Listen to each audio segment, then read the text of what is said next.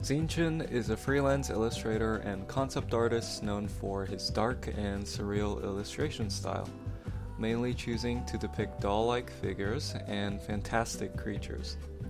The main thing that I think sets him apart is his mastery of subtlety and atmosphere. His work is obviously incredibly special, and I attempted to study his rendering style and use of color.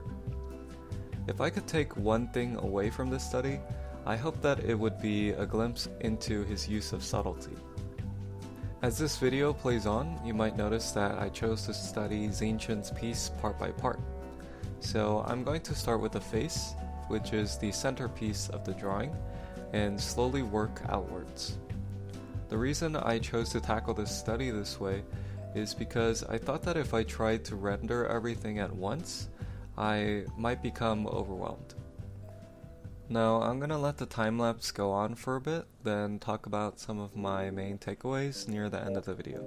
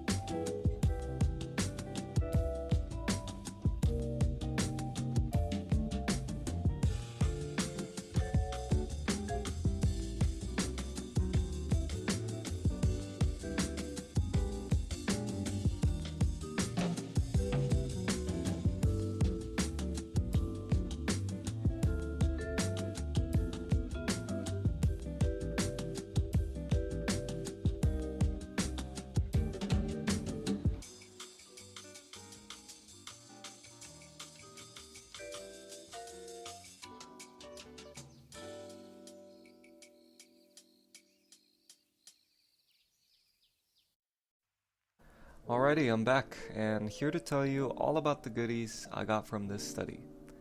This is the furthest I've rendered anything digitally, and man, the number one thing I realized was how long rendering actually takes. This small study of just a section of Zeen Chin's piece took about 6 hours. I attribute most of my sluggishness to my inexperience with this rendering process, but I've noticed that many professional artists echo the same sentiment that rendering does take a while. I thought about how professional artists get around this time problem and realized that they're really good at creating the illusion of detail. Some of Zeen Chin's pieces leave a bit of detail to just be implied, but I think another artist that might prove my point clearer is none other than Ahmed Aldoori. This is a great piece by Ahmed Aldoori, and at first glance, the piece looks pretty clean and the detail accents are clear. But when we zoom in on some of the rendering, it's very apparent that the illusions of detail are a bit messy. In no way, shape, or form is this a bad thing, as Ahmed Aldoori is 100% able to refine every single part of this drawing, however chooses not to. Ultimately, if this piece is currently about 90% quality, the hours and hours of rendering to make this piece 100% quality is simply not worth it. We can already understand all of the elements Ahmed Aldoori wants to imply in this piece, and that is pretty much all we need. Okay, moving on to the takeaways directly related to Zeen Chin's piece. I'm actually going to open up Clip Studio and analyze some things I took from it. Zeen Chin rarely uses black as a shadow, and to demonstrate this I zoomed in a bit. So if you look here, under the mask, for the parts where the mask is casting a shadow on the reddish cloth, I chose a slightly different shade of red and darkened it a bunch. Then for the parts where the mask is casting a shadow on the forehead, I chose to make the shadow a dark gray, derivative of the skin tone. And when Zeen Chin does get pretty close to black in his shadows, he likes to put some hints of color in them. So for example, in the nostrils of this mask, you see some cyan or turquoise tones. Then in the palm of the hand and under the neck, you see these purple tones. And I think these small things show a bit of how Zeen Chin approaches subtlety in his paintings. That about wraps it up for the major things that I learned from this study. But one small thing that I actually had a lot of fun rendering was the symbols on the mask. I always wanted to learn how to do that, and I think I got it down pretty close to how it should look. Thanks so much for watching for those of you who got to the end of this video. I hope you learned at least one thing from my TED Talk, and please check out some of my other boring videos.